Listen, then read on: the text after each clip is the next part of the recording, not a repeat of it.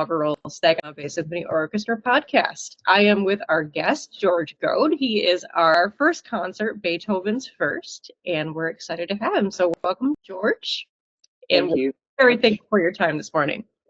Absolutely, Erica. Thanks for having me on. It is morning for you and afternoon for me, joining from Berlin on a tour with the Kansas City Symphony. Excellent. Tell us about your early experiences with the trumpet and how you discovered your passion for it. Absolutely. I was lucky to be part of a family that very much encouraged the arts and exploring music.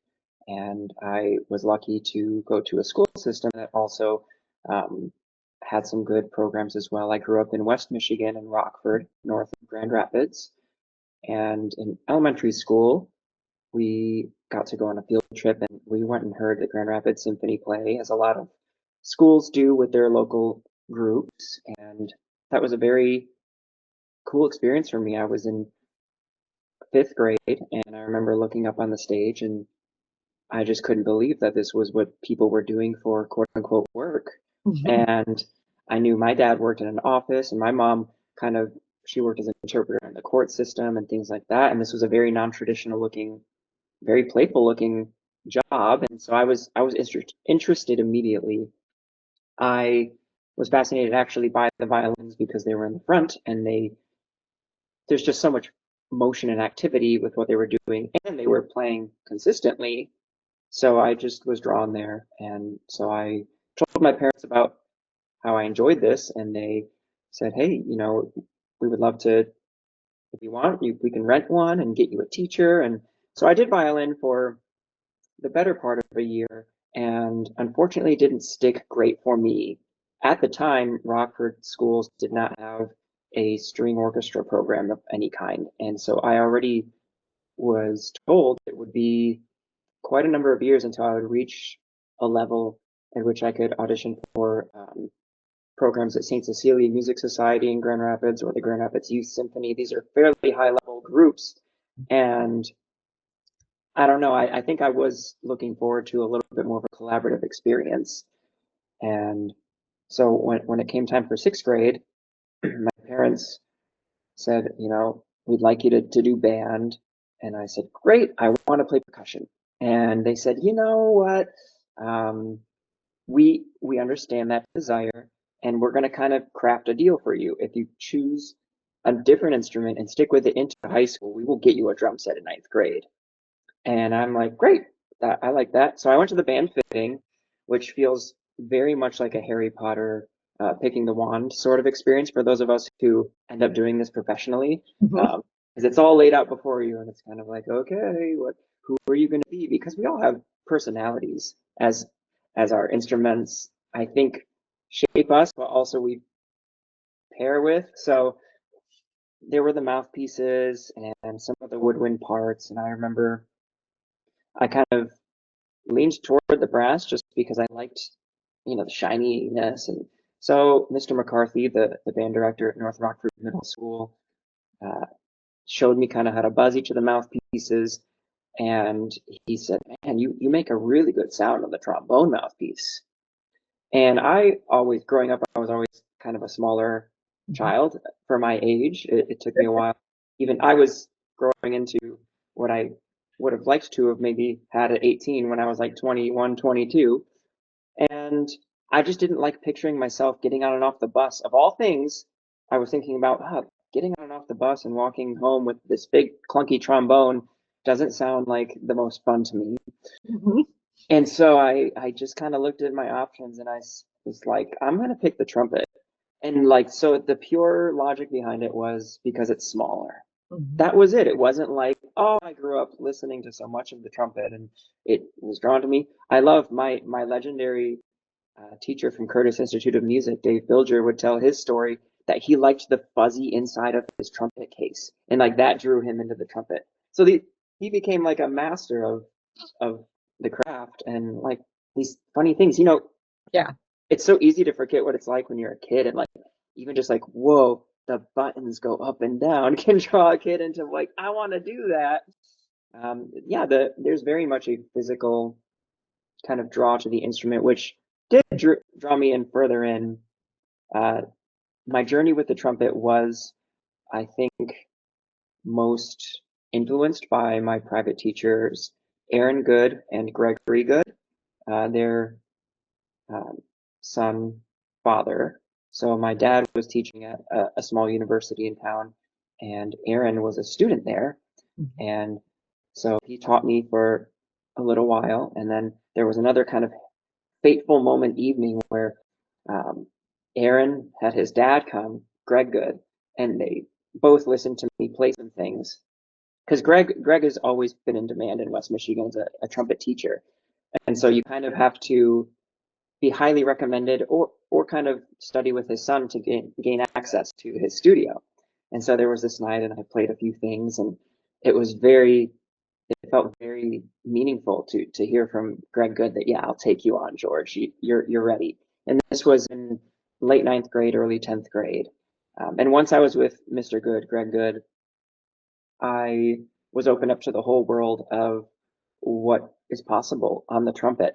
He would kind of send me home with CDs to listen to and pick apart and talk to him about in lessons. I love telling students that, especially in 2024, but this was even the case in 2006, 2007, 2008, you could make your world kind of around whatever you wanted. Like for Yes. me, I didn't care so much for Kobe Bryant, LeBron James. These names, like I knew who they were, but I was walking around the hallways of Rockford High School daydreaming about what's possible by Alan Vizzuti and David Bilger and Sergei Nakaraykov, Alison Balsam, um, Bill Smith. I could list on and on and on. But I loved just kind of creating my own, wow, this is where it's at. And so I was very fascinated. And I'd say by age 14 or 15, I was set on, I would like to make a real go at mastering this instrument. I hadn't gotten so specific on I want to do this, or this for a job with it, but I want to get really good at the trumpet. That is so completely on the nose. It's incredible. So the Saginaw Bay Symphony Orchestra has a division of the Saginaw Bay Youth Orchestra. So what role would you say that those youth organizations play in developing musicians' life? Basically, how important are they? Or rather, how not important are they? I don't want to lead you in any one direction, but those crucial moments when you're a developing musician and you might not know that this is what you want to do as a career yet, because I think everyone kind of starts there. Nobody really goes into this unless there's some kind of influence where they say, yes, I know for sure that I want to be a professional musician. That's certainly, I don't think, the normal case. So how would you say that those youth roles shape the lives of developing musicians and those mentors and those private instructors and things like that? Well, that's a solid question. And I have maybe 5 or 6 trumpet journals, the latest iteration of which I have sitting right here. And so what I'm ending up doing in a trumpet journal is I'm always tracking my practicing, quotes from teachers, books that I'm reading and referencing. And when I've gone back and looked through those journals, what the through line is that I'm kind of grabbing on toward is it's confidence. It will be no secret to anyone that uh, performers, we kind of have a second self that we become when we perform.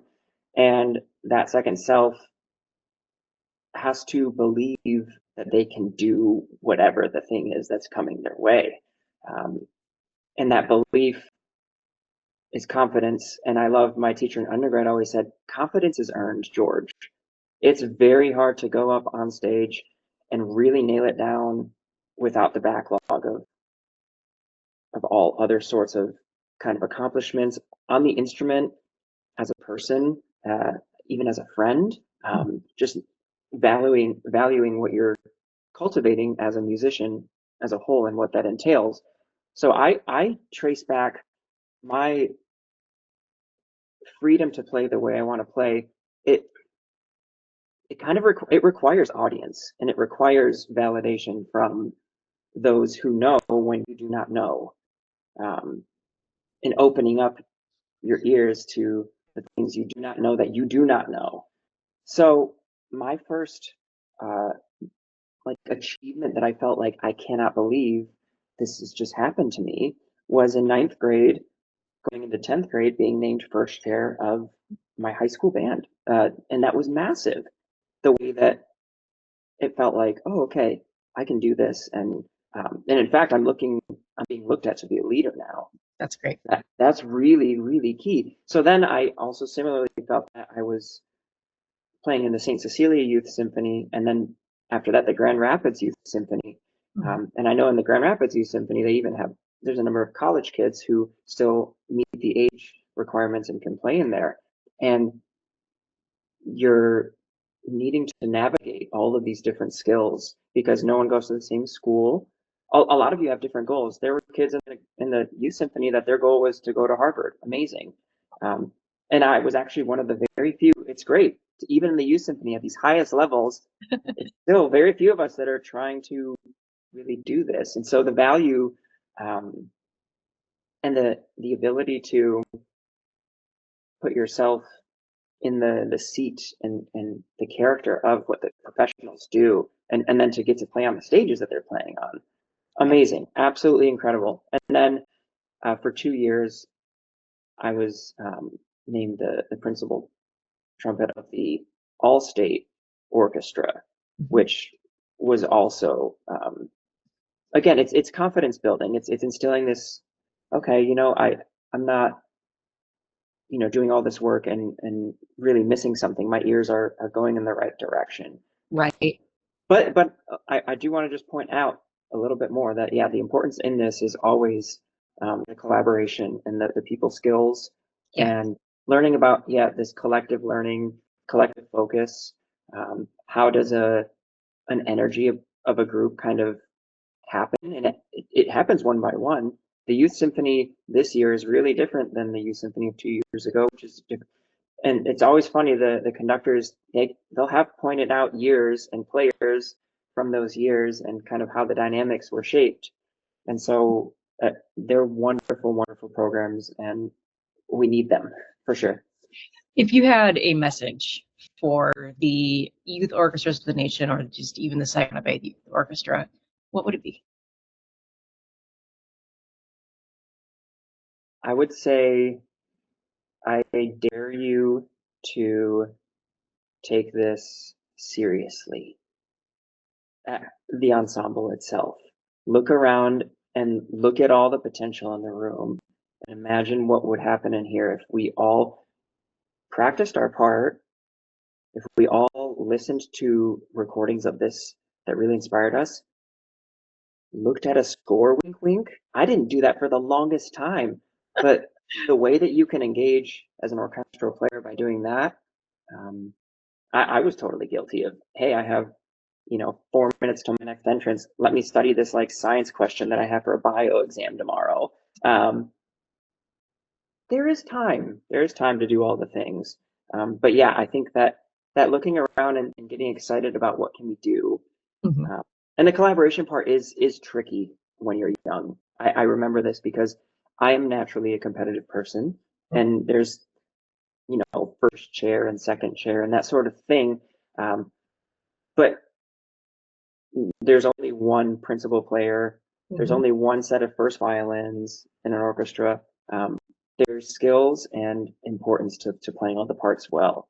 Yeah. So yeah, I dare you to look around and see, like, what could we really do here? I love that. So speaking of, you have performed with some prestigious orchestras, including the Kansas City Symphony, the Philadelphia Orchestra. How would these experiences differ, and what have you learned from each of your performances? Well, first of all, I'm going to say that being a member of an orchestra is quite different than getting to play in an orchestra as a guest. The orchestra I played in the most as a guest performer would probably be the Detroit Symphony. When I was in my first full-time job in the Columbus Symphony, Columbus wasn't contracted a whole lot of weeks at the time. And so during weeks off, I was asked very generously by the Detroit Symphony to come up and play as a guest, to fill in here and there.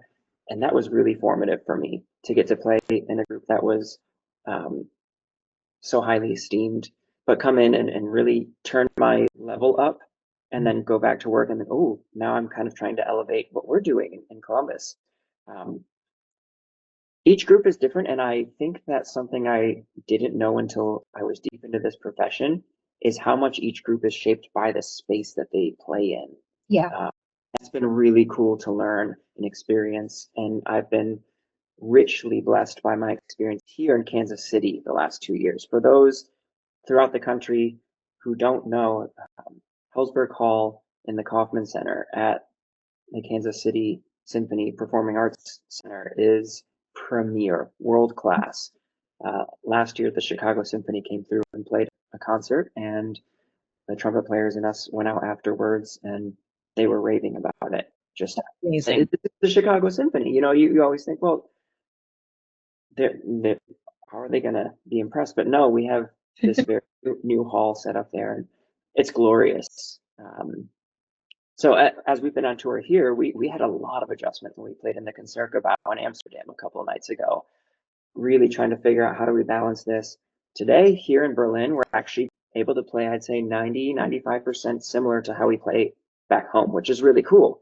But as a trumpet player, it's fascinating. There's some places where I'm actually getting the hand and kind of like too much. And that's shocking because I'll go other places and the conductor just can't get enough. More. It's really, really shape things. Yeah, so I'd say that's been very informative, and to just feel the different cultures of the groups is fascinating too, for sure, and how they've been shaped through conductors and the age of an orchestra. Mm-hmm. Yeah, I could go a long time on that question. Understandably so. You kind of mentioned that, the hall kind of shapes the experience. So in some ways, this performance must be a little special because you're essentially coming back home to Michigan. So I guess what would it mean to you to perform back home and really in an audience that might include your family, your friends? Because we talked about the acoustics, we talked about the history, but there's that third piece, the audience. So Yes. how does that shape, your experience in your performance and your playing? For the longest time, I would get the most nervous for one person. She knows who she is. My younger sister Giselle, she is a pianist. She grew up playing piano, and she heard me for years playing in the basement. And so why I always got nervous playing whenever I knew Giselle was in the audience was because I knew she had heard me when I was free and alone in the practice room, and I could really do things that I think no one's listening, so I could really go for it and figure things out.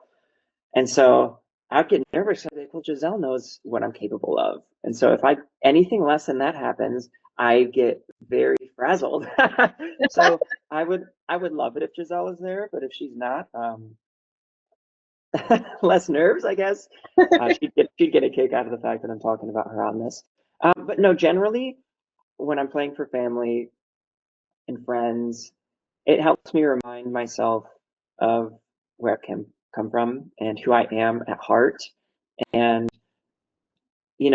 I again talked about the kind of two selves we have as performers, and one of them can really kind of get lost in the belief that I'm cared for, I'm loved because of what I do and how I do it. And the other self, I know from my parents that if I ended this, and no disrespect to plumbers, but decided to pursue plumbing with all of my, you know, livelihood desires, they would love me the same. That's Maybe great. more if the circumstances pointed a certain way. And Yeah. so I there's a freedom that happens there, and it's also fun because I can kind of put myself in their shoes a little bit, and they'll remember the first times they were hearing me play the Haydn Concerto and attempt to work on it as a kid in high school. Yeah, Yeah. absolutely. So we actually never kind of called out that you will be performing the Haydn's Trumpet Concerto. I'm really excited about that, but is there anything that draws you to that particular piece? Well, let me say that I am more excited than maybe would be expected about this because I've actually never played the Haydn with an orchestra before. That's I've played the Hummel several times. I've played the art tuning. I've had other chances to solo with orchestra, and yet I've never done what is kind of the premier, most often performed trumpet concerto. Um, what I'm really excited about with this is it is it's a turning point piece for our instrument. For Mhm. those who don't know, piece was written in the late 1700s, premiered in 1800 by a trumpeter named Anton Weidinger. So this guy Anton, if he hadn't done the things he was doing, I don't know what the evolution of the trumpet would have involved. So the trumpet was a very loud and brash instrument to this point in history. They used to have to change slides and crooks to change keys that they're playing in. It could really only play certain notes at a time. And Anton was experimenting with, almost like carving out parts of the trumpet and putting saxophone keys over it. And so it was becoming this thing that he called the keyed trumpet. So though the piece was finished a few years earlier, it didn't premiere until 1800 because he was finishing his instrument. Now, what happened with the instrument is it got duller by him fiddling with it this way. And so I think there's a little bit of a divide amongst trumpet players in approach to it nowadays. Okay. Because there are E flat trumpets of many kinds now by different makers, and some trumpet players find it advantageous to have an E flat trumpet that plays very direct and loud, and they can occasionally pull it out in the orchestra when maybe parts are sitting in a tessitura a little too high for our bighorns. I love what has become kind of the standard soloing E flat trumpet by Schilke that I'm holding up right here, partially because it has a slightly more mellow tone. It's not as direct. It kind of follows the sound that would have been happening at the premieres of these pieces. So he did the Haydn, and then a few years later, Anton then played the Hummel concerto on this instrument. Um, and it's great to think about where his ear was coming from. So even years before that, Neruda had written a concerto for horn that kind of has become part of this like trio of trumpet concertos that were played by the keyed trumpet early on, Haydn, Hummel, and Neruda. But Neruda was written for horn. The horn had already had some of these advances, or was capable of doing more than the trumpet. So now in the Haydn, what's really exciting is there's these clear contrasts of, even right at the beginning of the piece, there's a little declaration and little like fanfare bit that kind of happens out of nowhere, and then you'll see me put the trumpet down and continue to wait for the expository orchestra opening to finish, and then I start playing this melody, and there's chromatic things that really lean in and stick out, and it's the beginnings of trumpet being able to play. What excites me the most about performing in general is a chance to put it on the line, as my teacher used to say. Mr. Goad, this is from back in high school. Any chance you get to prepare for months, as I have been, revisiting a piece and deep diving. I haven't just been practicing this. I call it meditation. When I've been working on the Haydn, I'm playing it at half or even quarter tempo. I want exactly a certain timbre on each note, exactly knowing, am I moving toward this or decaying from it? Finding the limits of my tempos. How fast, how quick do I want to do these little ornaments? Even timing up the trills. And so it's that chance to put it on the line to really present as a gift to the audience the fruit of labor. So I also have loved when I do these solo performances playing from memory. I love that immersive experience. I cannot wait to feel the accompaniment of a full orchestra behind me in that. I played it with piano, but I've never played it with an ensemble like this. And so like there's parts in the third movement even, when I'm presenting the melody, and what's it gonna be like when I play that and it's me and the bassoon do it, and the Right. separation of it, and just feeling how that all works out. I'm looking forward to playing the cadenza very much that I have prepared for this. And so yeah, it's all the things, but it really is a culmination point when you have a concerto opportunity, especially as a trumpeter. Mhm. I shared with a different group I played as a soloist with how rare it is to get to do this as a trumpeter. When I was growing up, I earlier said that I did not name a career like path for this, but of course, when I was growing up, I thought, well, doesn't everyone want to be Sergei Nakarayakov or Wynton Marsalis or Alison Balsam and get to travel around and play as this featured soloist and Mhm. play recitals and things like that?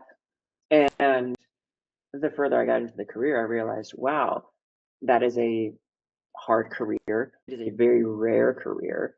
Um, and so I started to find joy and love and appreciation for the orchestral route.